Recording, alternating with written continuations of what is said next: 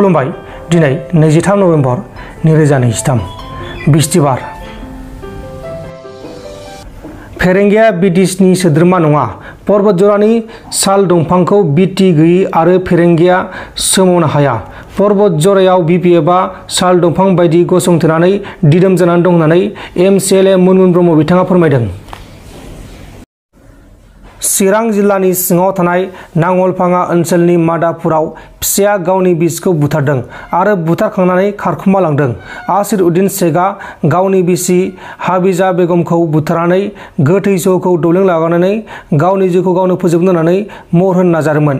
दा बे जाथायनि सायाव चिरां पुलिसआ गावसोरनि खामानिखौ मावगासिनो दङ। बेंटल कलेजनि बिसायख'थिया जाना थांबाय। आसमा बरगयारिया बेंटल फरायसालिमानि 2023 आरो 2024 मायथाइनि बिसायख'थियाव लोगो नेहाथारि महरै देरहासार जानो हादों आरो देरहासार जानो हानायखौ लानानै जोबोद गोजोननाय फोरमायदों। खुलुमबाय, आंनि मुङा आसमा बरगयारि आरो आं एसिस्टेन्ट जेनेरेल सेक्रेटारियाव इलेक्सनावहाय आं दारायदोंमोन आरो आंनि गासै लोगोफोरनि सापर्ट आरो भटजों आं देरहादों। आंनि एगेन्स्टआव आंनिनो क्लासनि सासे इथिका बसुमतारिया आंजों दारायफादोंमोन आरो आसे कन्टेस्ट सापर्टआवहाय जोंनि आबसु आरो जोंनि लोगोफोरनि भटजों आं देरहादों। खस्थ'आथ' जों एभ्रि क्लासावहाय जों केम्पिं खालामदोंमोन आरो न' लोगोफोरनि रुमाव थांनानै जों केम्पिं खालामहैदोंमोन आरो गामिफ्रावबो जों थांदोंमोन लोगोनि रुमावहाय। माबायदि मावलांगोन दा बेंटल फरायसालिमानि डेभेलपनि थाखाय जों गासै टिम जानानै इउनियन बडि हिसाबै जों मोजाङै मावलांगोन।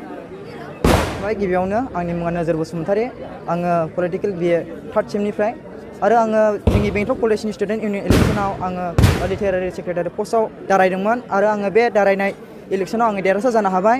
बेनिखायनो आङो आंनि गोसो गोरबोनिफ्राय आंनि सापर्टारफोरखौ आङो बेबायदिनो साबायखर जासिहरबाय। बिथांमोना आंखौ बेबायदिनो गावसिनि बेसेन गोसा भटखौ होनानै आंखौ देरहासार खालामबाय आरो बेजों लोगोसे जोंनि इउनिट आबसुखौबो आङो रोजा रोजा साबायखर होदों आरो बेजों लोगोसे आंनि माखासे सारमोनखौ आङो साबायखर होदों आरो बेजों लोगोसे जोंनि माखासे टिम मेम्बार्सफोरखौ आङो साबायखर होदों। मानोना बिथांमोना जोंनि टिमनि जानानै गोबांथार बिदिनो खामानि मावदों। जोङो माखासे हरफोराव जोङो केम्पिं खालामदों, सानफोरावबो केम्पिं खालामदों आरो माखासे प्लानिंफोरखौ लानानै जोङो खामानि मावबोदों। दा आङो बिथांमोनखौ रोजा रोजा साबायखर होदों। बेखिनि आंनि बुंनांगौआ। निकुन्जय नार्जारी, आङो बिए 5th सेमिस्टार इडुकेसन डिपार्टमेन्टआव फरायो। मा बिबानाव देरहानो हादों दा? आं जोंनि बे बेंटल कलेजनि स्टुडेन्ट इलेक्सनाव आं प्रेसिडेन्ट पस्टआव दारायदोंमोन। दा आङो देरहासार जानो हाबाय। आंनि गेजेराव जोंनिनो डिपार्टमेन्टनि सासे जायख्लं बसुमतारी ब्रादारा आंजों बादायलायनायाव गेलेफादोंमोन, नाथाय बियो दिनैहाय माखासे सापर्टार खमनि थाखाय एसे थालांबाय आरो आं बांसिन सापर्ट मोननायनि थाखाय आं देरहासार जानो हाबाय आरो। स' आं दायो देरहासार जानायनि थाखाय आं गावखौनो गाव एसे गोसोखौ मोजां मोनो आरो रंजानाय मोन्दों गोसोआव। सोरनि सापर्टआव नोंथाङा दिनै देरहानो हादोंमोन? जोङो इउनियन आबसु जोंहा कलेजाव दङ, बिथांमोना जोंखौ हेल्प खालामदों। जों बिनि ओंखारनायाव जों देरहाबाय दिनै। दा माबायदि मावलांनो सानदों दा बेंटल फरायसालिमायाव? जोङो फार्स्टआव जोङो बुङोब्ला जोङो इलेक्सनाव जोङो स्टुडेन्टनि थाखायसो ओंखारदों। बिनि थाखाय जोङो दायो बेसेबांनाखि स्टुडेन्टफोरनि प्रब्लेम एबा कलेजाव बेसेबांनाखि डेभेलप दं बेखौ आङो मोजाङै मावलांगोन आरो। माबायदि खस्थ' खालामनायनि फिथाइखौ नोंथाङा मोननो हादों? जोङो गोबांथार खस्थ' खालामदोंमोन। सानफोरावबो क्लासफोराव केम्पिं खालामदों आरो लोगोसे मोनानि समावबो जोङो रुम थांनानै जोंनि लोगोफोरखौ केम्पिं खालामनानै जोङो खावलायहैदों जे जोङो भट होनानै जोंखौ देरहासारनायखौ। बेबायदि जोङो नाजानानै दिनैनि समावहाय जोङो देरहासार जानायखौ जों मोननो हादों। नोंथांमोननि एगेन्स्टआव दंमोन, बिथांमोना जेनबाय, दा बिथांमोनखौ मा खावलायगोन दा नोंथांमोनजों ज'यै मिलायनानै मावलांनायनि थाखाय?